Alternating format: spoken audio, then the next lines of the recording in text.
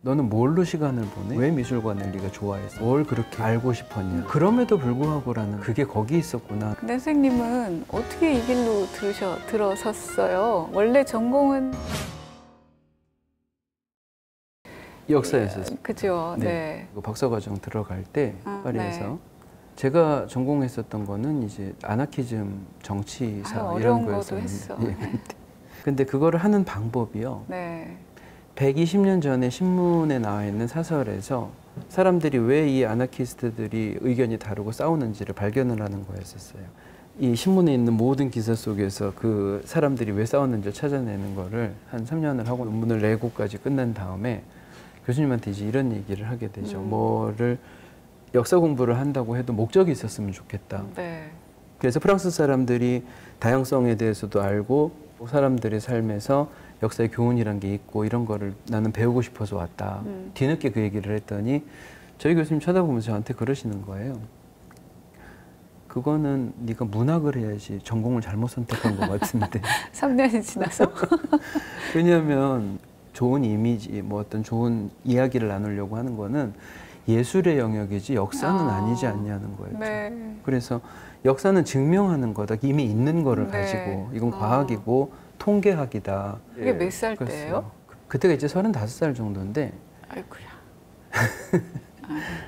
아이가 있고 그리고 제가 가장 노릇은 해야 되겠고 공부는 천년만년 할 수도 없는 건데 중간에 전공을 바꿔라. 박사학위를 빨리 끝낼 수 있을 거라고 기대를 했지만 이게 일이 이렇게 되니까 그걸 어떻게 하지? 그런 생각이었었어요. 그런데 진짜 좋아하는 게 있다면은 최대한 빨리 해서 끝낼 수 있을 거라고 거기 제가 새로 만난 교수님 그런 얘기를 했었고 자기가 예술에 대한 수업도 예술사회학이라고 가르치는 게 있었거든요. 그런 거를 듣다가 친구랑 얘기를 했었어요. 일본인 친구였었는데 저한테 가끔씩 되게 좋은 얘기를 해주던 친구 하나가 뭘 제일 좋아하냐고 물어보더라고요. 저한테. 너는 뭘로 시간을 보내? 보통 뭐가 있었을까 하다가 미술관에 갔을 때 혼자서 좋아하던 때가 있었어요. 그 작품들 보면서 그게 왜 좋은지 모르겠는데 사람들 지나다니는 거 보는 것도 재밌고 네. 그러는 도중에 그래서 그 친구가 다시 한번 그러면 물어보자고 왜 미술관을 네가 좋아했었냐 너는 뭘 그렇게 알고 싶었냐 그럼에도 불구하고라는 말을 알고 싶다. 왜냐하면 역사 공부를 하게 되면 대체로 역사는 배반, 실패, 좌절 항상 인간은 벽을 만난다 이런 것들이었었어요.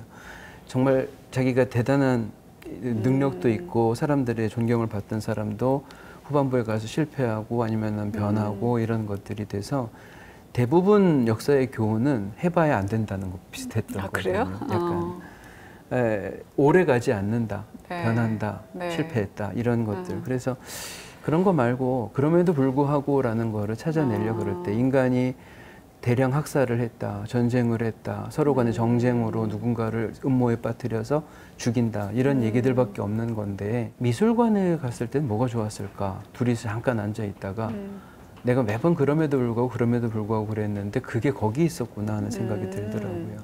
왜냐하면 거기 있는 작품들은 사람은 항상 실수하고 반복적인 잘못들을 저지르는데 그때 잠깐씩 집중한 아름다움의 흔적들이 쭉 붙어 있는 거였었어요. 그때서 제가 깨달았던 게.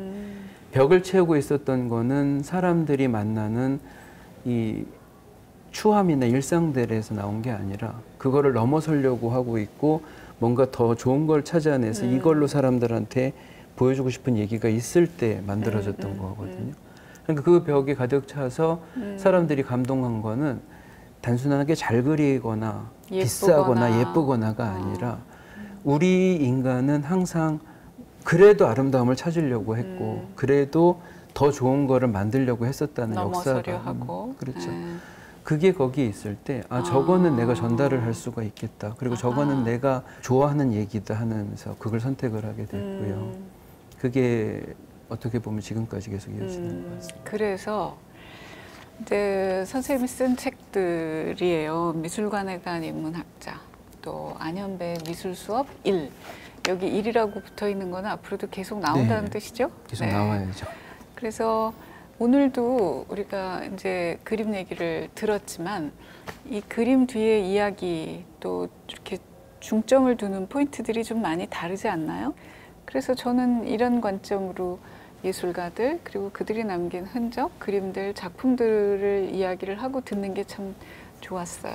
부디 여러분도 그러시기를 바라고 이제 주말이 오면 시간을 내셔서 가까운 미술관에 한번 가셔서 한번 그냥 작품 앞에 이렇게 3분, 5분, 10분 서 있어 보시면 오늘 안 선생님이 그냥 이렇게 서봐 보시면 그 뭔가 나한테 말을 건네는 듯한 느낌이 들어요. 이런 얘기를 하신 게 이런 느낌인가 보다. 그런 순간을 체험해 보시지 않을까? 그런 생각이 듭니다. 혹시 덧붙이시고 싶은 얘기? 이 두꺼운 책에서 무슨 얘기를 하셨어요? 한마디로. 이렇게 하드커버로 굉장히 두꺼운데 뭔 얘기 하셨어요? 관통하는 얘기. 이 길로 가야 된다가 무너진 다음에 각자 길을 찾을 수 있다는 시대가 되니까 사람들이 여태까지 그런 줄만 알았던 게 아니라 다른 게 있다는 것을 깨달아서 하나의 직선된 역사로 얘기할 수 없이 굉장히 갈래가 넓어지더라고요. 그런 거를 소개해드리고 싶은 욕심에 막 이것도 하고 저것도 하고 하다 보니까 책이 두꺼워졌는데 그중에서도 어떤 것이 더 아름답다고 정제가 된 채로 조금씩 더 접근하고 싶은 욕심은 있습니다. 사실 원인은 다르지만 우리가 지금 겪고 있는 일들 또 통과하고 있는 이 시대도 뭐 비슷한 거 아니겠어요? 이게 길이라고 생각했는데 이제 이거 아닌 거 같아. 뭐 길이 어딨지? 근데 지금 당장은 안 보이지만 여기 말고 저쪽에도 길이 있을 수 있어 라는 걸 우리가 아는 것만으로도 마음이 훨씬 놓이는 것 같아요. 그래서 한번 뭐 시간을 내셔서 오늘 들은 얘기를 연상하시면서 이 책을 읽어보셔도 좋겠습니다. 질문 하나만 드리겠습니다. 네. 그럼 저희 오늘 이야기 중에 진품에 대해서 말씀을 계속 뭔가 사람이 압도적이다는 느낌이 나는 거예요. 아까 대표님하고 말씀나왔던 다비드가 그랬었어요. 다비드 상이. 그거 말고는요. 마크 로스코라는 화가가 있어요. 그 색깔을 전시했었죠. 전시 한국에서도 있었는데 색깔을 그냥 칠해놓은 것 같은 색칠 공부 같은 느낌의 그림이었단 말이죠. 그런데 그 그림을 그 자리에 직접 가셔가지고 그 사람이 권하는 감상 방법이 있어요.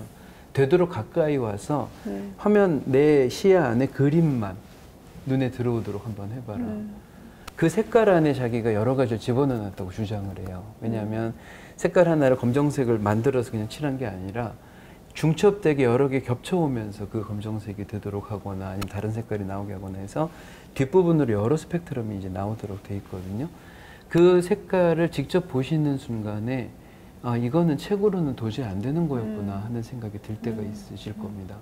제가 로스코 작품들이 여러 개가 있는데 그 중에서 제가 경험했던 것 중에 전시가 제일 잘 돼 있는 거는 일본의 DIC라는 미술관이 있어요. 저기 나리타 공원 근처로 가면은 거기에 마크 로스코의 연작 6개가 쭉 연달아서 걸려 있는데 그건 상설이에요. 예, 거긴 상설이에요. 변하지 않고 계속 걸려 있는데 그 속에서 그 사람이 얘기하고 있던 게 죽음이나 우리가 느끼고 있는 어떤 이런 좌절이나 그거를 넘어서는 얘기나 이런 거를 하고 싶어 하는 것을 진짜 사전 지식이 없이도 압도돼서 내가 이거를 볼 수 있어서 다행이다 하는 느낌이 들으실 수 있거든요.